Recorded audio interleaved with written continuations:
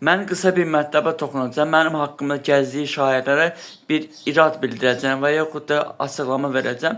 Mənim haqqımda bir çox insanlar elə düşünür ki, Əli Cavadi boş bekardır, işi gücü yoxdur, heç bir işin sahibi deyil.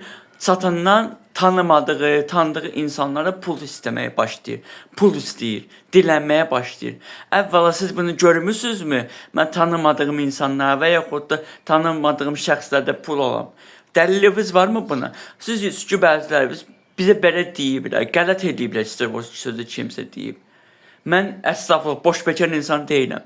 Mənim də özümə aid işim, gücüm var və mənim haqqımda durub artıq əski söhbət eləmək lazım deyil. Və əgər belədirsə, tanımadıq insana kömək eləmək pisdirsə, onda sizin dediyinizə görə Azərbaycanda nə qədər insanlar var ki, tanımadıq insanlara yardım olur. Hamısı dilənçidir, hamısı pis insanlardır, hamısı yoxsuldurlar, hamısı sürtüydülər, pis insanlardır. Bu nə düşüncə, bu nə təfəkkürdür. Siz indiyə qədər kiməsə borc almamısınız, kiməsə borca pul götürməmisiniz, kiməsə borca pul istəməmisiniz. Yəni bu nə təfəkkürdür. Yox, sən kimsə pul almırsan, pul almağın nəyə eyibdir? Əgər bir şəxs mömindirsə, dindardırsa, namaz qılandırsa, Allahı tanıyandırsa, ən az iman əhlidirsə, onun nəyə eyibdir? Və mən götürürəmsə deyəm ki, qaytarmaq şərti ilə.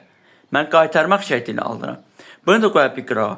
Mənim haqqımda nədir o siz düşünmürsünüz ki, sən dilənçisən, sən cəmaata pul dilənirsən.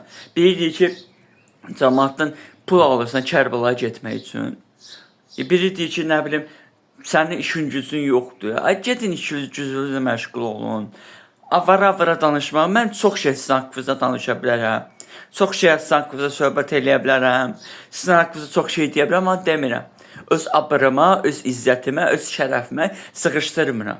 Mən də bəziləri kimi sizin haqqınıza girə bilərəm. Sizin haqqınıza artıq əski söz deyə bilərəm. Sizin haqqınıza artıq kəlmələr istifadə edə bilərəm. Amma bunu eləmirəm. Niyə? Çünki mən öz nəfsimi, öz ədəbimi, əxlaqımı qoruyan şəxslərdən. Ona görə ki, bilib-bilmədən danışmayım.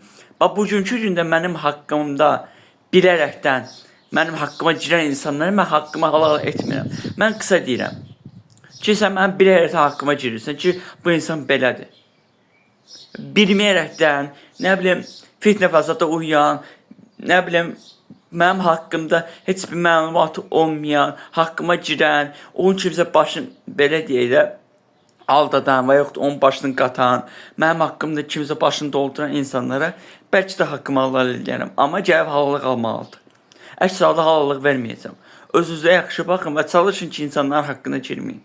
Sabah qiyamətdə mən sizə haqqı halal eləməsəm, vay sizin halınıza.